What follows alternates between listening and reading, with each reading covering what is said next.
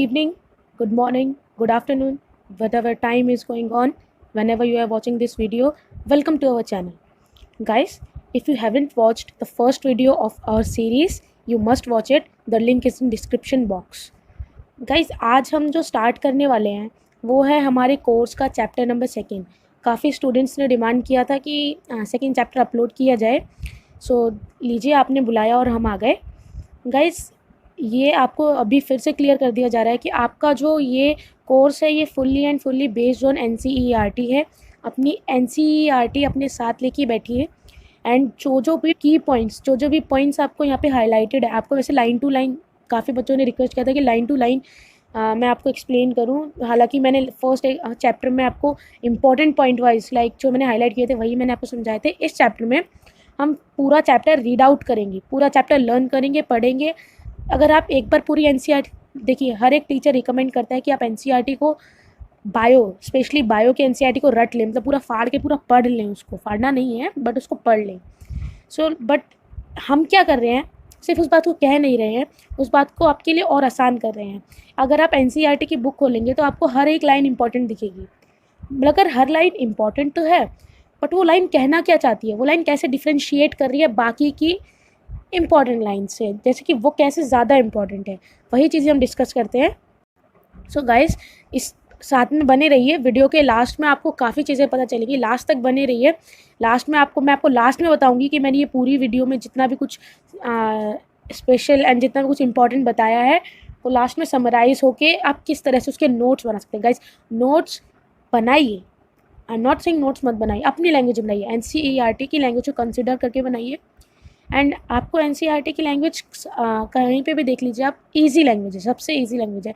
But जो NEET जो हम जिसके लिए हम प्रिपेयर कर रहे हैं अपने आप को 2019 के लिए, आपने बायोलॉजी एक subject as an important subject opt किया है अपने लिए, ठीक है। As a biology, for biology मतलब आप बनने वाले हो डॉक्टर, बायोलॉजी कंसिडर करके। सो आपकी बायोलॉजी स्ट्रांग होनी चाहिए। बायोलॉजी की एक लर्निंग सब्जेक्ट है, ठीक है। उसको लर्न करने के लिए आपको ये ज़रूरी है कि आपको चीज़ें समझ में आए। तो उसके लिए हम चीज़ों को पॉइंट वाइज उठाएंगे। ये नहीं है कि अगर एक चैप्टर फर्स्ट है, सेकंड है, फिर थर्ड ही आएगा, फिर फोर्थ ही चैप्टर आएगा, नहीं। ऐसे आप बोर हो जाओगे कि कब से यही चल रहा है, कब से। ये नहीं है कि 1 महीने के अंदर पूरा कोर्स खत्म हो जाएगा, नहीं। वीडियो को आने में टाइम लगेगा क्योंकि काफ़ी पढ़ना पड़ता है इसके लिए, काफ़ी इंपॉर्टेंट चीज़ें सोर्सेज निकालने पड़ते हैं कि कहाँ से कितने क्वेश्चंस आए थे और कौन सा पार्ट इंपॉर्टेंट, ठीक है। इस वीडियो में आप ये देखोगे कि मैंने जो पूरा चैप्टर उठाया है, पूरी NCERT की बुक नहीं है, पूरा एक चैप्टर है, ठीक है। तो उस चैप्टर में आप ये देखोगे कि आप अगर एक एक लाइन पढ़ने जाओ, उसमें से आप हाईलाइटर लेके बैठो, साथ में बुक लेके बैठो, हाईलाइट करते जाओ जो यहाँ पे हाईलाइटेड है। ट्रस्ट में काफ़ी हेल्प करेगा जब आप रिविजन के लिए बैठोगे, ठीक है। सो गाइस, बिना टाइम वेस्ट करते हुए स्टार्ट करते हैं चैप्टर नंबर 2। सो चैप्टर नंबर 2 में सबसे फर्स्ट जो है साइंटिस्ट जो आते हैं वो आते हैं एरिस्टोटल, ठीक है। याद कर लो, एरिस्टोटल।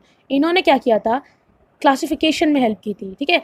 जो फर्स्ट साइंटिस्ट थे जिन्होंने ऑर्गेनिजम्स को क्लासीफाई किया था। हम फर्स्ट से पढ़ लेते हैं। Since the dawn of civilisation there have been many attempts to classify living organism. It was done instinctively, not using criteria that was scientific but born out of a need to use organism for our own use for food, shelter and clothing। आपने देखा यहाँ पे कुछ important नहीं था, इसलिए मैं line to line read out करने के लिए मैंने सिर्फ एक देखी बात सुनी। अगर मैं सारी लाइन्स रीड आउट करूँगी उतना टाइम नहीं है ना, सबके पास अपने अपने काम है। आप भी इतनी देर यूट्यूब पे ना बैठें तो ही मैं रिकमेंड करूँगी, इतनी देर यूट्यूब पे ना बैठें, इससे अच्छा अपना कुछ पढ़ लें। बायो नहीं तो केमिस्ट्री पढ़ लें, नहीं तो फिजिक्स आपकी दिमाग को फ्रेश रखेगी, वो पढ़ लें। एक एक लाइन नहीं डिक्टेट करूँगी, अच्छा समझाऊँगी। ट्रस्ट मी, बिलीव मी, आपको हेल्प करेगा। आपके बोर्ड्स में तो ये 100 आउट ऑफ 100 देगा एंड 70 आउट ऑफ 70 थ्योरी में तो पक्का देगा ही देगा। ये बात आप पूरी तरह मुझ पर छोड़ सकते हैं।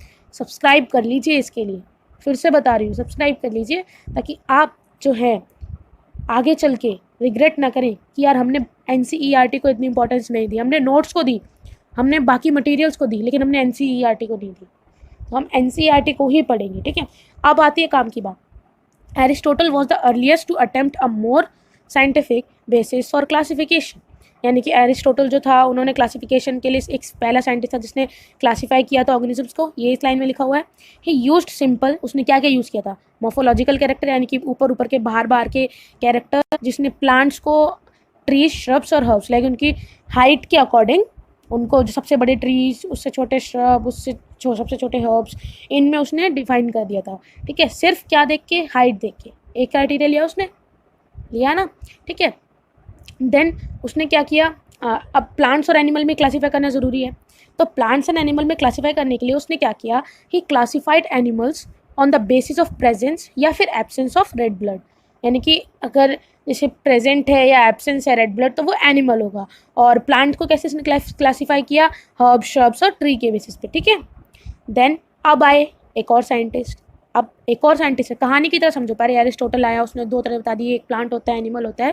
एनिमल में हो भी सकते हैं, नहीं भी हो सकती रेड ब्लड। ठीक है, एंड प्लांट्स को उसने डिफाइन किया, लिंक प्लांट्स को डिस्टिंग्विश किया मोफोलॉजिकल कैरेक्टर्स पे। ठीक है, जैसे कि हर्ब, श्रब्स एंड ट्रीज। अब आए लीनियस। लीनियस जो है उन्होंने 2 किंगडम सिस्टम बताया, प्लांट्स एंड एनिमीलिया। अब इसका एक ड्रॉबैक था। ड्रॉबैक क्या था, this system did not clear the position of unicellular, multicellular, prokaryotic और यूकैरियोटिक ऑर्गेनिजम्स। ठीक है, इन्होंने ये तो बता दिया कि प्लांट्स और एनिमल्स होता है, 2 किंगडम क्लासिफिकेशन इन्होंने बता दिया, बट इन्होंने ये नहीं बताया कि यूनिसेल्युलर भी हो सकते हैं, वो मल्टी सेल्युलर भी हो सकते हैं, प्रोकैरियोटिक भी हो सकते हैं, यूकैरियोटिक ऑर्गेनिजम्स भी हो सकते हैं। ठीक है, लाइक प्रोकैरियोटिक कौन से होते हैं, जो कि जिनके अंदर हमें क्रोमाटिन जैसे कि अलग तरीके का क्रोमोसोम देखने को मिलता है, क्रोमाटिन वगैरह जो उसमें होते हैं वो एब्सेंट होते हैं। ठीक है, देन हम आते हैं यूकैरियोटिक। यूकैरियोटिक भी इसमें डिफाइन नहीं कर पाए थे ये। देन हम आते हैं, अब ये सारी प्रॉब्लम होने के बाद एक साइंटिस्ट थे R.H. विट्टेकर।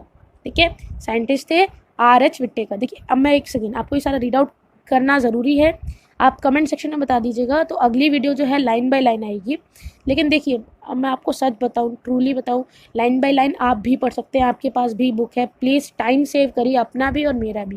लाइन बाय लाइन पढ़ने से कोई फ़ायदा नहीं। आपको जो चैप्टर में, देखिए मैं जो बोलती जा रही हूँ, जैसे मैंने पहले एरिस्टोटल बताया, फिर मैंने लीनियस बताया, फिर मैं अब R.H. विट्टेकर बताने की बात कर रही हूँ। ठीक है, तो इसको आप नोट डाउन कर लीजिए। अगर इतना ही है तो आप नोट डाउन कर लीजिए, और जो जो यहाँ पे हाईलाइटेड है वो अपनी बुक में हाईलाइट कर लीजिए। पूरी बायोलॉजी आपके टिप्स पे होगी। ठीक है, देन अगर मैं ऊपर से इसको रीड आउट कर दूँ तो देखते हैं हम यहाँ पे, classification of organism into plants and animals was easily done and was easy to understand, but a large number of organisms did not fall into either category. जैसे प्लांट और एनिमल में उन्होंने डिस्टिंग्विश कर दिया, बट बहुत सारे ऐसे organism थे तो उस कैटेगरी में फिट ही नहीं बैठ रहे थे, है ना। हेंस 2 किंगडम क्लासिफिकेशन को जो है वो बता दिया कि नहीं, ये कुछ सही नहीं है। ठीक है, देन बिसाइड्स ग्रॉस मोफोलॉजी के अलावा a need was felt for including other characteristics. एक लोगों को लगा, या एक साइंटिस्ट को या किसी को भी, सबको लगा कि मोफोलॉजी को छोड़ के, बाहरी कैरेक्टर्स को छोड़ के अंदरूनी कुछ कैरेक्टर्स भी होने चाहिए, जैसे कि सेल स्ट्रक्चर हो गया, नेचर ऑफ वॉल हो गया, mode of nutrition, habitat, methods of reproduction, evolutionary relationship, ये सब। ठीक है, इसके ऊपर भी काफ़ी डिपेंड करता है कि ये सब भी ऑर्गेनिजम्स को डिस्टिंग्विश करने में काफ़ी हेल्प करेंगे। Classification systems for the living organism have hence undergone several changes over the time, दो plant and animal kingdoms have been a constant under all different systems. The understanding of what groups organisms be included under these kingdoms have been changing. The number and nature of other kingdoms have been also understood differently by a different scientist over the time. उन सब ने पढ़ा, उन्होंने consider किया, काफ़ी characters को उन्होंने किया, बट कोई सक्सेसफुल नहीं हुआ। देन आते हैं हमारे, देखिए R.H. विट्टेकर से पहले हम ये पढ़ लेते हैं एक बार। ठीक है, ये चार्ट ये काफ़ी इंपॉर्टेंट है, ये टेबुलर फॉर्म में जो है, ये आप खुद पढ़ लीजिए, मैं इसको रीड आउट कर देती हूँ और थोड़ा डिफ्रेंशिएट कर देती हूँ। लेकिन एक सेकेंड, अगर इसको डिफ्रेंशिएट करना है, पहले हम R.H. विट्टेकर के पॉइंट्स पढ़ लेते हैं। R.H. विट्टेकर कब आए थे? 1969 में। ठीक है, आए थे मतलब कब इन्होंने दिया था अपना 5 किंगडम क्लासिफिकेशन। काफ़ी इंपॉर्टेंट है, हाईलाइट कर लीजिए, मार्क कर लीजिए, कुछ भी करिए, काफ़ी इंपॉर्टेंट है। ठीक है, तो ये क्वेश्चन आ सकता है, 5 किंगडम क्लासिफिकेशन किसने दिया था? R.H. विट्टेकर ने। ठीक है, अब उनके 5 किंगडम क्लासिफिकेशन में क्या क्या इंक्लूडेड था? उनके 5 किंगडम क्लासिफिकेशन में इंक्लूडेड था Monera, protista, fungi, Plantae and Animalia. ठीक है, यानी कि एनिमल्स। देन अब इन सबको उन्होंने कैसे क्लासीफाई किया? अब जैसे मैंने किसी चीज़ को क्लासीफाई किया, एक हो गया मैंने चाय पत्ती ली, एक मैंने चीनी ली, एक मैंने हल्दी ली, एक मैंने मिर्च ली, एक मैंने नमक लिया। इन सबको मैंने क्लासीफाई कैसे किया? सबकी बेसिस पे, मोफोलॉजिकल पे नहीं, उनके अंदर भी कुछ ऐसे फॉर्म्स होंगे जिसके बेसिस पे उन्होंने क्लासीफाई कर लिया, है ना। उसी बेसिस पे, उसी तरह से इन्होंने भी इन पांचों को अलग अलग चीज़ों पे, अलग अलग कैरेक्टरिस्टिक्स पे इन्होंने डिफ्रेंशिएट किया। वो कैरेक्टर्स क्या थे, 5 किंगडम क्लासिफिकेशन था, तो उन्होंने क्या किया था, 5 ही कैरेक्टर्स को उन्होंने इंक्लूड किया था। वो कैरेक्टर्स क्या थे, देखो यहाँ पे लिखा हो सॉरी हाईलाइटेड है, cell structure, body organisation, mode of nutrition, reproduction and phylogenetic relationship. ठीक है, फाइलोजेनेटिक मतलब एक दूसरे पे कैसे डिपेंडेंट करते हैं वो, है ना। देन हम आते हैं देखो फाइलोजेनेटिक क्या है, जो इवॉल्व होके कैसे कोई चीज़ फॉर्म हुई है। जैसे कोई चीज़ अगर कोई भी एक प्लांट है, कोई भी एनिमल ले लो, प्लांट ले लो, वो इवॉल्व होके क्या बना है, तो उसको हम किस कैटेगरी में रख सकते हैं, पहले क्या था और इवॉल्व होने के बाद क्या है, उसके बीच का उसका रिलेशनशिप, उसको बोलेंगे फाइलोजेनेटिक रिलेशनशिप। देन इसमें इम्पॉर्टेंट तो कुछ नहीं है अब यहाँ बीच में, बट फिर भी आपको पढ़ने आपने कहा है लाइन बाय लाइन, तो मैं एक बार समझा देती हूँ। बट जो अंडरलाइंड है, प्लीज़ गाइज आपसे रिक्वेस्ट है, जो अंडरलाइंड है उस पर ज़्यादा ध्यान दो। ये नहीं कह रही एनसीईआरटी पूरी मत पढ़ो, एक बार तो पूरी रीड आउट करनी ही करनी है, वो मस्ट है। बट एक बार रीड करने के बाद एक देखो, एक टॉपर बच्चा आपको कभी सीक्रेट नहीं बताएगा। टॉपर का सीक्रेट होता है कि वो हर एक चीज़ को लाइन बाय लाइन नहीं पढ़ता, वो फर्स्ट टाइम भले ही उस चीज़ को पूरी बुक को एकदम से पढ़ेगा, एक एक लाइन पढ़ेगा, बट सेकेंड टाइम जब वो स्टार्ट करेगा तो वो समझ लो लिखा है first scientist who approach to classify the organism was Aristotle. तो वो क्या करेगा, सिर्फ एरिस्टोटल को वो कर लेगा और क्लासीफाई द ऑर्गेनिज्म इसको और इसको हाईलाइट कर लेगा। तो जब सेकंड टाइम वो पढ़ेगा ना, तो यहाँ से नहीं पढ़ेगा फर्स्ट साइंटिफिक अप्रोच किसने किया था, वो पढ़ेगा ऑर्गेनिज्म को क्लासीफाई फर्स्ट टाइम किसने किया था, एरिस्टोटल ने। तो की पॉइंट्स बनाना सीखो, ठीक है। तो अब हम आगे बढ़ते हैं। The 3 domain system has also been proposed that divides the kingdom Monera into 2 domains. ये जो है 3 किंगडम भी था, हैकल ने जो किया था, ठीक है। 3 किंगडम सिस्टम भी था, क्लासिफिकेशन सिस्टम, जो सक्सेसफुल नहीं हो पाया था, ठीक है। Let us look at the 5 kingdom classification to understand the issue and consideration that influence the classification system. जैसे कि हम देखते हैं 5 किंगडम क्लासिफिकेशन में किस किस बेसिस पे किया गया है। Earlier classification system included, sorry मैं भूल गई थी, आपने कहा था थोड़ा धीरे पढ़ो। Classification system included bacteria, blue green algae, fungi, mosses, ferns, gymnosperms and the angiosperm under plants. ठीक है, ये सब थे जो उसने 5 किंगडम क्लासिफिकेशन में कैरेक्टरिस्टिक्स जो हमने उनको डिफ्रेंशिएट किया, जो निकल के आए, ठीक है। देन एक सेकेंड, दिस मेरे को पूरा रीड आउट करने दीजिए। The character that unified this whole kingdom was that all the organism included had a cell wall in their cells. ठीक है, एक कैरेक्टर था पूरे किंगडम का कि जो ऑर्गेनिजम्स हैं उनके पास हर एक सेल में सेल वॉल जरूर होगी।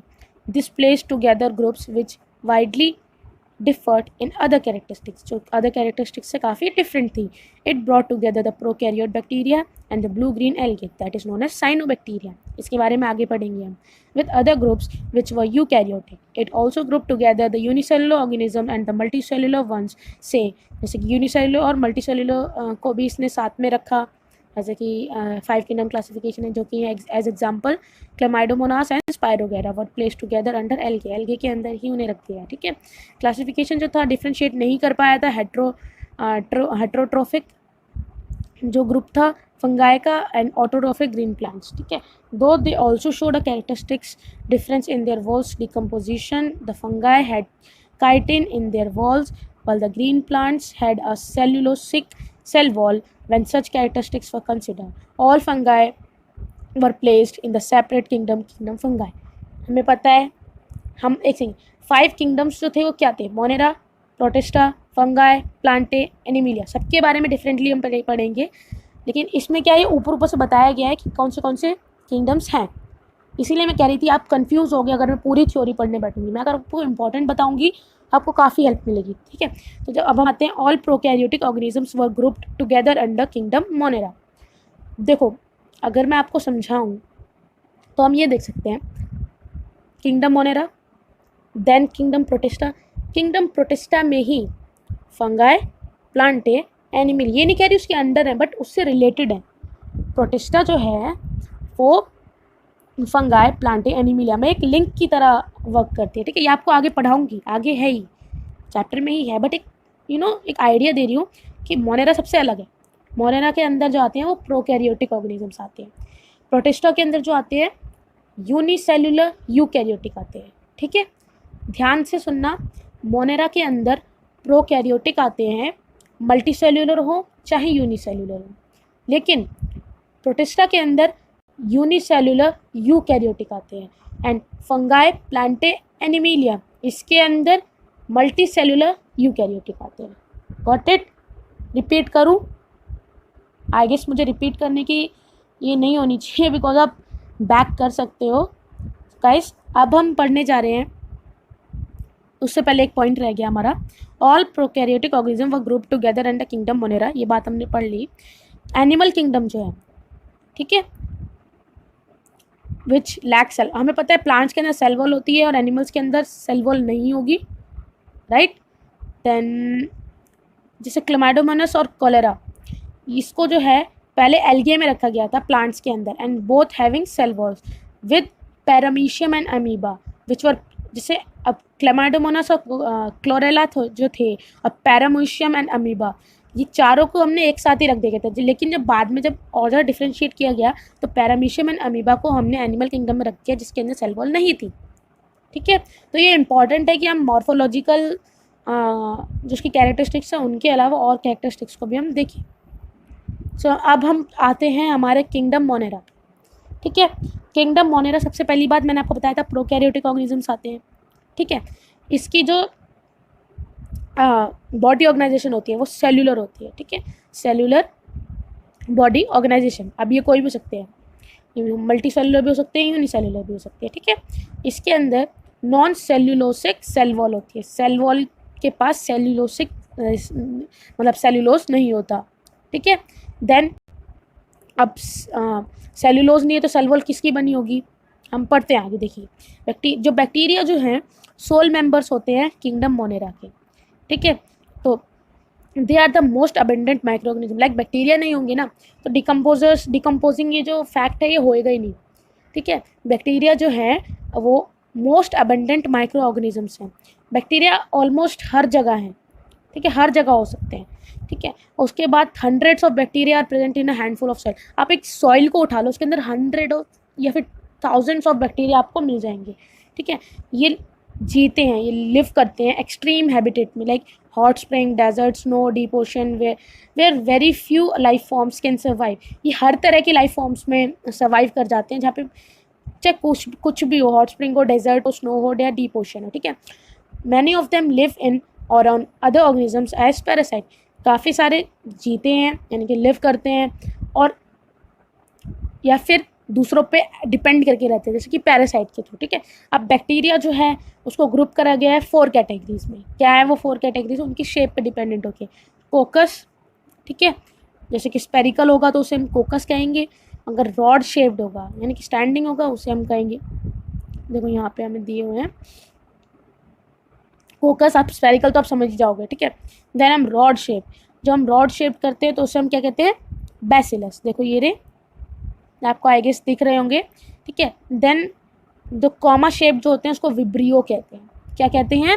विब्रियो। हमें प्लूरल याद रखना है, कोकाई, बैसिली, विब्रियो, ठीक है। देन स्पाइरल वाले जो होते हैं उन्हें हम कहते हैं स्पिरेलम, स्पिरेला इनका प्लूरल वर्ड होता है, ठीक है।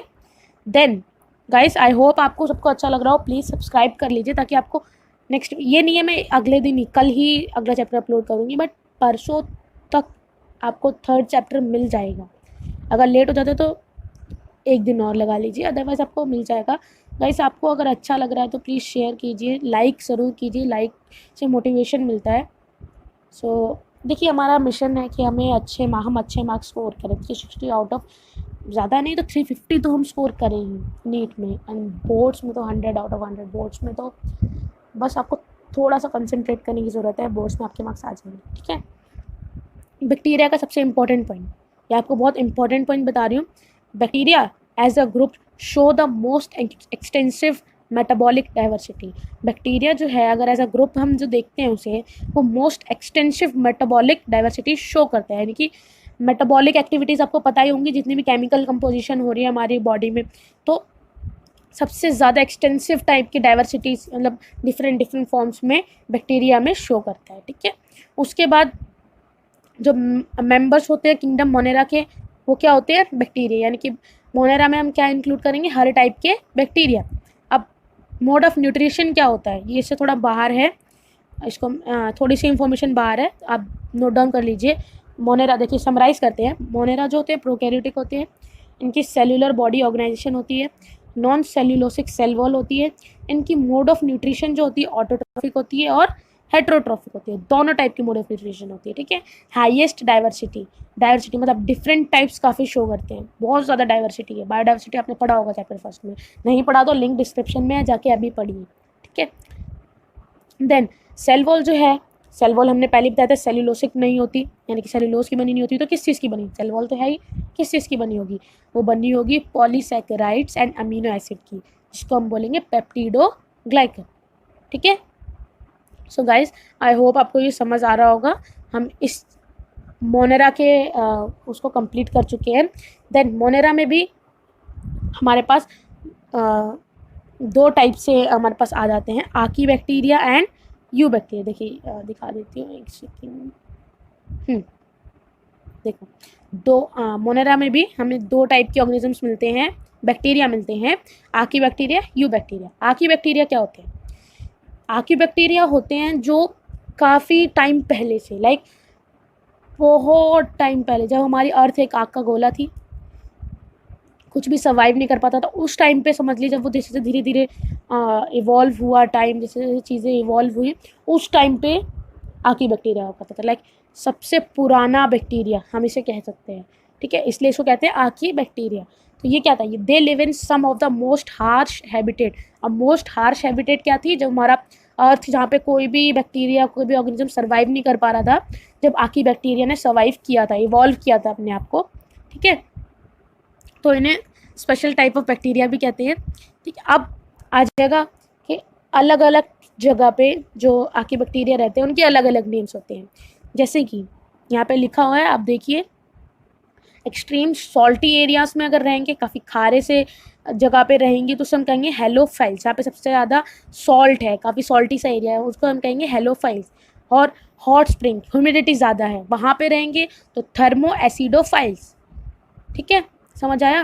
Then marshy areas, marshy area मतलब मिथेनो टाइप जो एरिया है, जहाँ पे मिथेन ज़्यादा फॉर्म होता है, उसको कहेंगे हम मिथेनोजेंस, ठीक है। अब अगला पॉइंट हमारा क्या बता रहा है कि इसके जो सेल वॉल स्ट्रक्चर होते हैं ना, आकी बैक्टीरिया जो डिफरेंट है। अब ये पॉइंट काफ़ी एग्ज़ाम्स में आता है, कैसे एग्ज़ाम्स में आता है, बोर्ड्स में आता है, स्कूल के एग्ज़ाम्स में आता है कि आकी बैक्टीरिया कैसे डिफरेंट है नॉर्मल बैक्टीरिया से। आकी बैक्टीरिया डिफरेंट है नॉर्मल बैक्टीरिया से in having a different cell wall structure. जो ये जो इसका फीचर है ना कि इसके पास डिफरेंट सेल वॉल है, यही जो है हेल्प करती है इसकी आकी बैक्टीरिया की to survive in extreme condition. Extreme condition मतलब हार्श कंडीशन, ठीक है, उसमें भी मतलब बहुत वैसी कंडीशन, लाइक बहुत ज़्यादा टेम्परेचर है, बहुत ज़्यादा ठंड है, बहुत ज़्यादा मतलब डिस्टर्बिंग एरिया है, तो वहाँ पर भी ये सर्वाइव कर जाता है। तो किस लिए, क्योंकि इसके सेल वॉल स्ट्रक्चर की वजह से, ठीक है। देन मिथेनोजेंस जो हैं वो are present in the gut of several ruminant animals. Methanogens जो हैं काउस, बफेलो, इन सबके गट में प्रेजेंट होते हैं, जो कि बायोगैस, जो जिसे हम डंग से हम बायोगैस बनाते हैं, काउ बफेलो के डंग से हम बायोगैस बनाते हैं, तो जो मिथेनोजेंस है ना वो इनके गट में प्रेजेंट होती हैं। तो जब ये डंग मतलब प्रोड्यूस होता है, डंग जब हमें मिलता है, उससे जब हम बायोगैस बनाते हैं तो उसके अंदर कौन सी गैस होती है, methane gas. That's the reason, okay. So I guess आपको आकी बैक्टीरिया समझ में आया होगा। देन हम जाते हैं यू बैक्टीरिया पे। यू बैक्टीरिया को हम ट्रू बैक्टीरिया भी कहते हैं, ठीक है। जो ये कैरेक्टराइज्ड, इसको कैसे कैरेक्टराइज करते हैं, इसकी रिजिड सेल वॉल की प्रेजेंस की वजह से, ठीक है।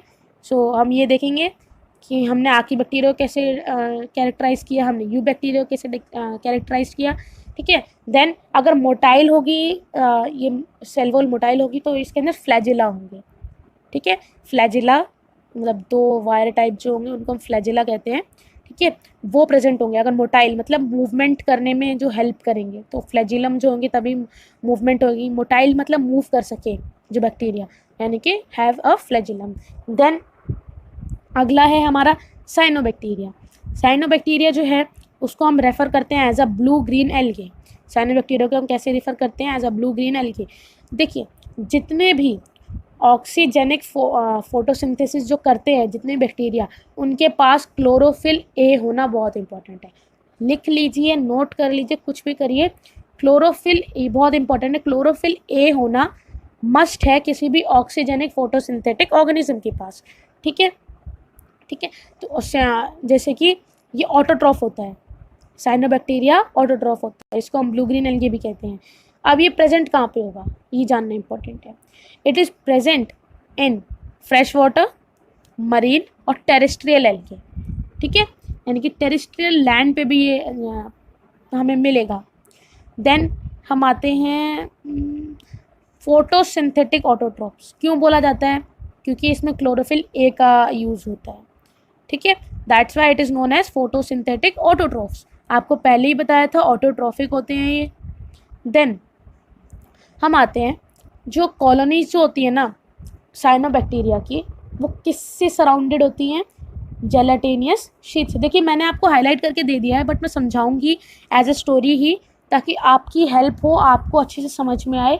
एज अ नोट्स वाइज आपको समझा रही हूँ मैं, एनसीईआरटी लाइन बाय लाइन ही समझाया जा रहा है, बस आप इसको थोड़ा ध्यान से पढ़े तो आई गेस आपको हेल्प मिलेगी। ठीक है, सो गाइज अगला पॉइंट हम डिस्कस करते हैं। जो साइनोबैक्टीरिया है ये ऑफनली यानी कि टाइम टू टाइम ये फॉर्म करते हैं blooms in polluted water bodies, यानी कि ब्लूम्स मतलब bubbles type. Polluted water bodies है उसके अंदर ये बबल्स टाइप फॉर्म कर देता है ऑफनली। ठीक है, देन हम आते हैं कीमोसिंथेटिक ऑटोट्रॉफिक बैक्टीरिया। ठीक है, कीमोसिंथेटिक ऑटोट्रॉफिक बैक्टीरिया क्या होते हैं? ये ऑक्सीडाइज करते हैं वेरियस इनऑर्गेनिक सब्सटेंसेस को। इनऑर्गेनिक, ऑर्गेनिक को इनऑर्गेनिक में कन्वर्ट करना, उसी को हम कहते हैं कीमोसिंथेटिक ऑटोट्रॉफिक बैक्टीरिया। ठीक है, तो ये क्या करता है? जैसे कि नाइट्रेट्स, नाइट्राइट्स एंड अमोनिया, और ये जो use the release energy for their ATP production. ये जो है कीमोसिंथेटिक ऑटोट्रॉफिक बैक्टीरिया, ये जो है इनऑर्गेनिक सब्सटेंस को ऑर्गेनिक सब्सटेंस को इनऑर्गेनिक सब्सटेंस में कन्वर्ट करते हैं। ठीक है, जिससे कि जैसे कि नाइट्रेट्स, नाइट्राइट्स, अमोनिया, ये सब जो होते हैं ये फॉर्म होते हैं। अब इनमें जो है ऑक्सीजन एटीपी प्रोड्यूस होगा। ठीक है, एनर्जी रिलीज होगी कुछ ना कुछ, वो एनर्जी कहाँ हेल्प करती है? एटीपी के प्रोडक्शन में। ठीक है, हो गया हमारा। देन देखिए यहाँ पे लिखा हुआ है कि साइनोबैक्टीरिया जो है can fix atmospheric nitrogen in specialised cell. देखिए इसमें देखते हैं, इस डायग्राम को ध्यान से देखिए, इम्पॉर्टेंट डायग्राम है, इसको पढ़ना भी काफ़ी इम्पोर्टेंट है। देखिए ये काफ़ी सिंपल आपको राउंड अटैच्ड आपको दिख रहे होंगे ऑर्गेनिजम्स टाइप। ठीक है, इसको ये नॉस्टॉक का डायग्राम है। ठीक है, देन इसमें देखिए एक जगह पे जो है फूला हुआ आपको एक सेल दिख रहा है। ठीक है, तो सिस्ट, हेट्रोसिस्ट इसे कहते हैं। हेट्रोसिस्ट क्यों कहते हैं? बिकॉज हेट्रो बाहर से अलग सा दिख रहा है, बिल्कुल इन सभी सेल्स से अलग दिख रहा है, और सिस्ट मतलब कोई भी फूला हुआ सेल। ठीक है, ये सारे सेल्स हैं, इनमें फूला हुआ सेल है, यानी कि सिस्ट मतलब फूला हुआ सेल, तो हेट्रोसिस्ट इसको कहते हैं। इसकी कवरिंग प्रोटेक्शन के लिए म्यूकिलेजेनस शीट का इस्तेमाल होता है, यूज़ होता है, जिससे ये कवर्ड होती है। ठीक है, सो एग्जाम्पल है nostoc and anabaena. So guys question आ सकता है कि नाइट्रोजन फिक्सेशन कहाँ पे होता है? तो वो होता है हेट्रोसिस्ट में, साइनोबैक्टीरिया के टाइप में है। ठीक है, देन बैक्टीरिया जो है अगर हमें न्यूट्रिएंट्स को रिसाइकल करना है तो उसमें काफ़ी इंपॉर्टेंट रोल प्ले करते हैं, ये हम सबको पता है। देन हम आते हैं अगले पॉइंट पे, हेट्रोट्रॉफिक बैक्टीरिया जो है मोस्ट अबंडेंट होते हैं नेचर में। ठीक है, हेट्रोट्रॉफिक बैक्टीरिया जो है काफ़ी मिलते हैं, अबंडेंट मतलब काफ़ी ज़्यादा मिलते हैं हमें हमारे नेचर में हाई अमाउंट पे। तो मेजॉरिटी जो है हेट्रोट्रॉफिक बैक्टीरिया की वो डिकम्पोजर्स है। मैंने आपको पहले ही बताया था बैक्टीरिया जो है इसके बिना जो ये डिकम्पोजिंग का जो फैक्ट है ना, ये डिकम्पोजिंग का जो प्रोसेस है ये रुक जाएगा। तो बैक्टीरिया जो है सबसे इम्पॉर्टेंट डिकम्पोजर्स है। ठीक है, जैसे कि जो कई डिकम्पोजर्स होते हैं, बैक्टीरिया कई होते हैं जिनका ह्यूमन हेल्थ पे काफ़ी बेकार रोल होता है। ठीक है, काफ़ी जैसे हेट्रोट्रॉफिक बैक्टीरिया होते हैं वो ह्यूमन लाइफ में काफ़ी इंपॉर्टेंट रोल प्ले करते हैं। ठीक है, जैसे कि हमारा लैक्टोबैसिलस हो गया, ये भी इसी में इंक्लूड होता है। देखो जैसे कि they are helpful in making curd from milk, production of antibiotics, ये लिखा हुआ है यहाँ पे, and fixing nitrogen in legume roots. ये जो हमारे हैं हेटेरोट्रॉफिक बैक्टीरिया, ये इस यूज़ में आते हैं। अंडरलाइन कर लीजिए, आपको समझ में आएगी चीज़ें मैं क्या बता रही हूँ आपको। देन देखिए जो बीमारियां हैं, अब देखो एनसीईआरटी में हम काफ़ी सारी डिसीज़ के बारे में पढ़ सकते हैं, बट ये जो बीमारियां हैं ये काफ़ी इम्पॉर्टेंट बीमारियां हैं, इसको पढ़ना काफ़ी उतना ही इम्पॉर्टेंट है क्योंकि एनसीईआरटी में हम नहीं छोड़ सकते कोई भी चीज़। सो अगर हम एनसीईआरटी में इंक्लूड करते हैं तो हम देखते हैं कॉलेरा, टाइफाइड, टेटनस, सिट्रस सैंकर, ये जो है वेल नोन डिजीज़ हैं जो कि डिफरेंट टाइप ऑफ बैक्टीरिया से प्रोड्यूस होती हैं। ठीक है, देन हम आ जाते हैं बैक्टीरिया रिप्रोड्यूस मेनली बाय, किससे रिप्रोड्यूस करता है ये तो आपको पता होना चाहिए, है ना। बैक्टीरिया किससे रिप्रोड्यूस करता है? फिजन से। ठीक है, समटाइम्स अनफेवरेबल कंडीशन में, जैसे कंडीशन अच्छी नहीं है तो वो स्पोर से भी रिप्रोड्यूस कर लेता है। देन अब फ्रेंड्स काफ़ी इंपॉर्टेंट ये पॉइंट है जो मैं आपको अगला बताने जा रही हूँ, माइकोप्लाज्मा, अलग से अंडरलाइंड है, ध्यान से देखिए। माइकोप्लाज्मा जो है ये completely lack a cell wall, इसके अंदर सेल वॉल कोई नहीं होती। हम जो देखेंगे जो बैक्टीरिया का जो फिल्टर होता है, ठीक है, बैक्टीरिया का जो फिल्टर होता है ये माइकोप्लाज्मा और वायरस का आपको काफ़ी कंफ्यूज करेंगे, बिकॉज बैक्टीरिया का जो फिल्टर होता है ना उसके अंदर से जब हम इसको फिल्ट्रेट करते हैं तो अगर माइकोप्लाज्मा उसके अंदर है, बैक्टीरिया तो आपका ऊपर रह जाएगा बट ये फिल्टर हो जाता है। ये भी एक तरह से ऑर्गेनिज्म एक बैक्टीरिया ही है एक तरह से, बट ये फिल्टर हो जाता है उस बैक्टीरिया फिल्टर वाले प्रूफ से। ठीक है, सो आपको पता चल गया कि किसके अंदर सेल वॉल नहीं होती। ये स्मॉलेस्ट लिविंग सेल है अब तक जो नोन है हमें, और ये विदाउट ऑक्सीजन भी सर्वाइव कर सकता है। काफ़ी सारे माइकोप्लाज्मा जो हैं वो पैथोजेनिक हैं एनिमल्स में एंड प्लांट्स में। अब आ गया प्रोटिस्टा, अब हम आए किंगडम प्रोटिस्टा में। मैंने आपको पहले बताया था इसके अंदर इंक्लूड होते हैं यूकैरियोट्स, और यूकैरियोट्स कौन से वाले? सिंगल सेल्ड यानी कि यूनिसेल्युलर। ठीक है, देन जो सेल वॉल जो है ना वो प्रेजेंट भी हो सकती है और एब्सेंट भी हो सकती है। ये रीज़न है यहाँ पर बताने का, boundaries of this kingdom are not well defined, यानी कि सेल वॉल प्रेजेंट भी हो सकती है और प्रेजेंट नहीं भी हो सकती है। ठीक है, देन हम जाते हैं सेल्यूलर बॉडी ऑर्गेनाइजेशन होता है इसके अंदर, ये हमें पता है। देन जैसे कि हम देख रहे हैं हमें इसमें इंक्लूड करेंगे chrysophytes, dinoflagellates, euglenoids, slime moulds and protozoans. Protista में इन सब के बारे में हम पढ़ेंगे। प्रोटिस्टा जो है प्राइमरीली एक्वाटिक है। ठीक है, अब प्रोटिस्टा मैंने आपको पहले बताया था एक लिंक फॉर्म करती है between plants, animals and fungi. आपको बताया था Monera, then Protista, then Protista में ही एक लिंक के थ्रू, जैसे प्रोटिस्टा लिंक है तो उसमें क्या आ जाएगा? Plant, animal, fungi. ठीक है, यही इसमें बताया गया और नहीं है। और उसके बाद kingdom protista includes all unicell eukaryotes, पता है हमें। मेंबर्स जो होते हैं प्रोटिस्टा के वो प्राइमरली एक्वेटिक होते हैं, बता दिया आपको। और ये जो होते हैं मोड क्या हो सकता है इसका? ऑटोट्रॉफिक भी हो सकता है और हेटेरोट्रॉफिक भी हो सकता है। ठीक है, अब इम्पॉर्टेंट प्रोटिस्टा कौन से होते हैं जिनके बारे में हम अभी पढ़ने वाले हैं, हम एक बार उनके नाम याद कर लेते हैं। Chrysophyte, dinoflagellates, euglenoids, slime moulds, protozoans. ठीक है, 5 काफ़ी इंपॉर्टेंट है। 5 किंगडम था, 5 क्राइटेरिया थे, 5 इंपॉर्टेंट प्रोटिस्टा आपको पता चल गए। ठीक है, अब हम आते हैं जो हमारे प्रोटिस्टा हैं, protista number 1 that is chrysophyte. इसको जो है हम चीफ प्रोड्यूसर ऑफ ओशन भी कहते हैं। इसको हम चीफ प्रोड्यूसर ऑफ ओशन भी कहते हैं। क्यों कहते हैं आपको आगे पता चलेगा, बताती हूँ मैं भी। डाई एटम्स, बात ध्यान सुनिए, डाई एटम्स जो है इसका कोर है, यानी कि इसकी सोल है। डाई एटम्स जो है क्राइसोफाइट की सोल है, इसमें सबसे इंपॉर्टेंट है डाई एटम्स। ठीक है, सेल वॉल जो होती है ये होती है two thin overlapping shell. 2 shell ले लीजिए, उनको ओवरलैप करा लीजिए। आपने 2 शेल ली, उसको ओवरलैप करवा दिया, तो अब वो जब एक साथ फिट हो गया तो एक वो सोप बॉक्स, साबुन की टिकिया के टाइप दिखाई देगा। ठीक है, तो इस तरह की इनकी सेल वॉल होती है। देन द वॉल्स जो है are embedded with silica, so the wall is indestructible. Wall जो सेल वॉल जो है सिलिका से कवर्ड होती है ताकि वो इनडिस्ट्रक्टेबल हो, उसे मतलब टूटे ना वो इतनी आसानी से, स्ट्रॉन्ग बनाती है वो सिलिका उस सेल वॉल को। Then diatomaceous earth is the cell wall of diatom. Diatoms के सेल वॉल को हम क्या कहते हैं?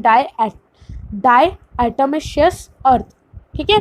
Then which is gritty in nature and used in polishing filtration of oil and syrup. इनके ऑयल सिरप हम polish करते हैं उसके अंदर, ठीक है, तो वो काफ़ी शाइनी लुक देता है, तो वो यही होता है डायटम्स वाला, ठीक है।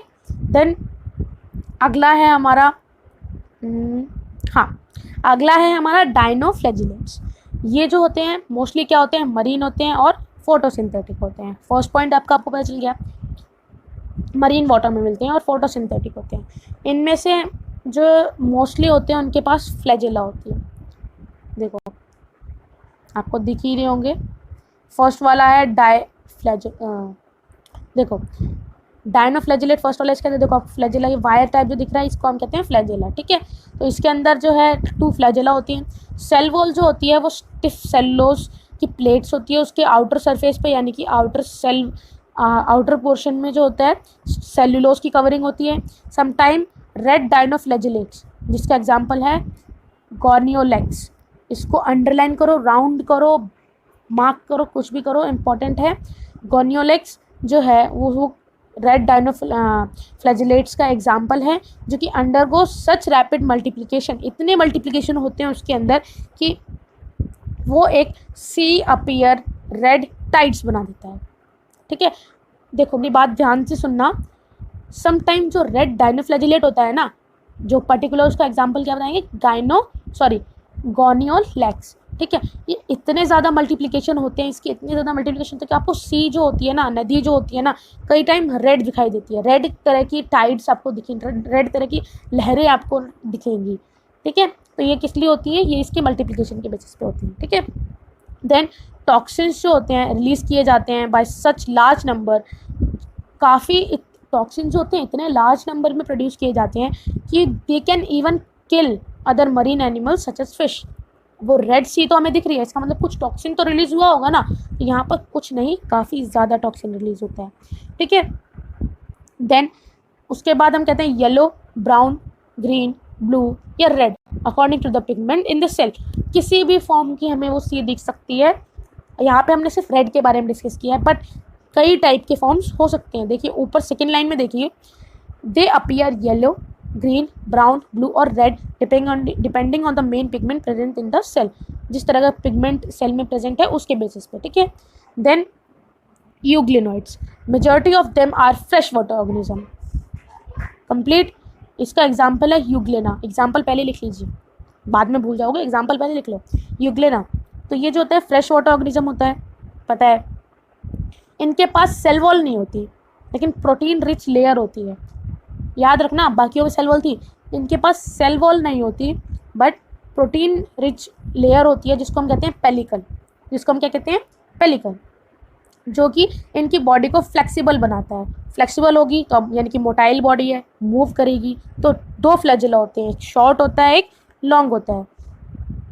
उसके बाद हम देखते हैं फोटोसिंथेटिक जो होते हैं, photosynthetic in presence of sunlight.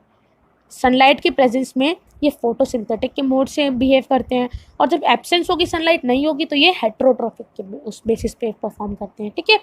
तो ये इसको हम कंसिडर करते हैं as a link between plant and animal kingdom, ठीक है। तो ये किस तरह का न्यूट्रिशन रखती है, मिक्सोट्रोफिक न्यूट्रिशन, इंपॉर्टेंट, नोट कर लो। देन फोटोसिंथेटिक पिगमेंट्स जो होते हैं are similar to higher plants. जो इसके अंदर यूग्लिनोइड्स के अंदर फोटोसिंथेटिक पिगमेंट्स जो होंगे ना, वो हायर जो हम प्लांट के किंगडम में जो हम पढ़ेंगे ना, उससे सिमिलर काफ़ी होते हैं, ठीक है। देन हम अगले पे आते हैं, अगला है स्लाइम मोल्ड्स। देखिए अब इसको प्रोटिस्टा जो है, ये वाला पार्ट हम कंप्लीट करके अगला जो है प्रोटोजोआ का पार्ट, ठीक है। प्रोटोजोआ का पार्ट हम अगले वीडियो में पढ़ेंगे, तो टाइम काफ़ी ज़्यादा है और वीडियो काफ़ी लंबी हो गई है, इसलिए हम जो प्रोटोजोआ का पार्ट है वो हम अगली वीडियो में पढ़ेंगे। अभी हम यहाँ पे स्लाइम मोल्ड्स कंप्लीट करते हैं। स्लाइम मोल्ड्स जो हैं सेप्रोफिटिक प्रोटिस्ट होते हैं। स्लाइम मोल्ड्स क्या होते हैं, सेप्रोफिटिक प्रोटिस्ट, यानी कि सेप्रोफिटिक इसकी मोड ऑफ लिविंग होता है, मोड ऑफ न्यूट्रिशन होता है। देन ये कैसे एक्ट करते हैं, दे एक्ट एज डिकम्पोजर्स, ठीक है, they act as decomposers. Then हम आगे देखते हैं under suitable condition. Suitable condition है तो ये फॉर्म कर देते हैं एग्रीगेशन, जिसको हम कहते हैं प्लाज्मोडियम। अगर इनको सूटेबल कंडीशंस मिल गई तब तो ये फॉर्म कर देंगे प्लाज्मोडियम। प्लाज्मोडियम जो है वो ग्रो कर सकता है, सेवरल कर सकता है, स्प्रेड कर सकता है काफ़ी ओवर सेवरल फीट। ठीक है। During unfavourable condition Plasmodium differentiate हो जाएगा और एक फ्रूटिंग बॉडी बनाएगा जो कि स्पोर्स होंगे उनकी टिप्स पे। अगर फेवरेबल है तो प्लाज्मोडियम बनाएगा और अनफेवरेबल है तो बनाएगा वो काफ़ी सारे डिफ्रेंशिएट कर जाएगा प्लाज्मोडियम, जो कि फ्रूटिंग बॉडीज़ को बनाएगा उसके टो पे, यानी कि उसके टिप्स पे पियरिंग स्पोर्स होंगे। ठीक है। The spores possesses true walls होंगी स्पोर्स में। दे आर एक्सट्रीमली रेजिस्टेंट होंगे। तो स्पोर्स जो है dispersed bye there air currents. ठीक है। एयर करंट्स के थ्रू वो डिस्पर्स हो जाते हैं। देन नेक्स्ट हम आते हैं प्रोटोजोन्स में। ठीक है। जो प्रोटोजोन्स जो हैं सारे के सारे हेटेरोट्रॉफ्स होते हैं। ठीक है। एज अ प्रेडेटर, देखिए आप 11th क्लास के बच्चे हो, आपको मैं इतना समझा रही हूँ, लाइन टू लाइन तो नहीं पढ़ूंगी बट आपको इतना समझा रही हूँ कि आपके बोर्ड में 100 आउट ऑफ 100 आएंगे ही आएंगे। नीट के लिए तो आपको 360 में से 350 आई एश्योर यू। जो पढ़ा रही हूँ एक एक मेरे मुंह से जो शब्द निकल रहे हैं, जो वर्ड मैं रिपीट कर रही हूँ, उसे अगर आप नोट कर रहे हो, उसे दिन में 4 बार पढ़ रहे हो, 4 बार नहीं, छोड़ो यार इतना नहीं पढ़ते होगे, 4 बार नहीं 2 बार अगर पढ़ रहे हो, सिलेक्शन पक्का है। बायो काफ़ी अच्छा होल्ड करती है। बायो को के ऊपर अगर आपकी कमांड है तो आप बेस्ट करेंगे। रुकिए जल्दी कंप्लीट करते हैं हम अपना। ठीक है। प्रोटोजोआ में जो है 4 टाइप्स के फॉर्म हमें मिलेंगे। ठीक है। देन जो सारे प्रोटोजोआ जो होते हैं हेटेरोट्रॉफ्स होते हैं, ये प्रेडेटर की तरह या पैरासाइट की तरह लिव करते हैं। ठीक है। ये प्रिमिटिव रिलेटिव होते हैं एनिमल्स के, जैसे हम ये प्लांट्स के देखे थे यूग्लियोनाइड्स वगैरह, उसी तरह से हम देखेंगे अब एनिमल्स के भी। ठीक है। देन फर्स्ट हम देखते हैं अमीबॉइड प्रोटोजोन्स। ये क्या करते हैं, ये फ्रेश वाटर वगैरह पढ़ लो, इसका मेन पॉइंट मैं आपको बताती हूँ। ये कैरी करते हैं, यानी कि क्या करते हैं, इनके पास सूडोफोडिया होता है, यानी कि फॉल्स फीट होता है टू कैप्चर द फूड को कैप्चर करने के लिए सूडोफोडिया होता है। सूडोफोडिया यानी कि इनके पास फॉल्स फीट होता है। ठीक है। Marine forms have silica shells on their surface. इसका मीनिंग क्या हुआ, जो मरीन प्रोटोजोन्स है ना, उनके पास सिलिका होता है उनकी सेल वॉल में। ठीक है। उसके बाद एग्जाम्पल क्या है, Entamoeba is a parasite. Then flagellated protozoans क्या है, एदर फ्री लिविंग और पैरासाइट्स, तो फ्री लिविंग होंगे या पैरासाइट्स होंगे। ठीक है। और जो पैरासिटिक फॉर्म्स जो होता है वो फॉर्म करता है डिजीज़। यही है जो ह्यूमन बॉडी में या किसी भी उसकी बॉडी में, ऑर्गेनिज्म की बॉडी में डिजीज़ को क्रिएट करता है। ठीक है। तो parasitic forms cause disease. Then sleeping sickness, कौन सी डिजीज हो सकती है, स्लीपिंग सिकनेस एक एग्जाम्पल है, वो किसके थ्रू होती है, ठीक है, ट्राइपैनोसोमा एग्जाम्पल हो गया। ठीक है। उसके बाद हम आ गए सीलिएटेड प्रोटोजोन्स पे। ये जो होते हैं ये एक्टिवली मूविंग ऑर्गेनिज्म होते हैं, मूव करते रहते हैं, यानी कि मोटाइल हैं ये। ठीक है। Presence of thousands of cilia presence होते हैं इस पर बहुत सारे। They have a cavity type होती है जो ओपन करती है to the outside of the cell surface. एक कैविटी होती है जो सेल सरफेस यानी कि सेल का जो आउटर वॉल है उसके बाहर ओपनली इन्वायरमेंट में रहती है। ये जो कैविटी जिसको हम कहते हैं गलेट। ठीक है। Gullet GULLET। आई होप आपको मेरी लैंग्वेज समझ में आ रही हो। देन ठीक है। उसके बाद हम कहते हैं द वाटर जो है laden with food to be steered into the gullet through ciliary movement. जो वाटर जो है जो फूड के साथ इंक्लूडेड है to be steered into the gullet through ciliary movement के थ्रू। हमने पहले बताया था मोटाइल है तो गलेट तक कैसे पहुंचता है, वो सीलियरी मूवमेंट के थ्रू। एग्जाम्पल है इसका पैरामीशियम। ठीक है। देन हम आ जाते हैं स्पोरोजोन्स में। स्पोरोजोन्स क्या होते हैं, इन्फेक्शस स्पोर्स होते हैं, जैसे कि like stage in their life cycle.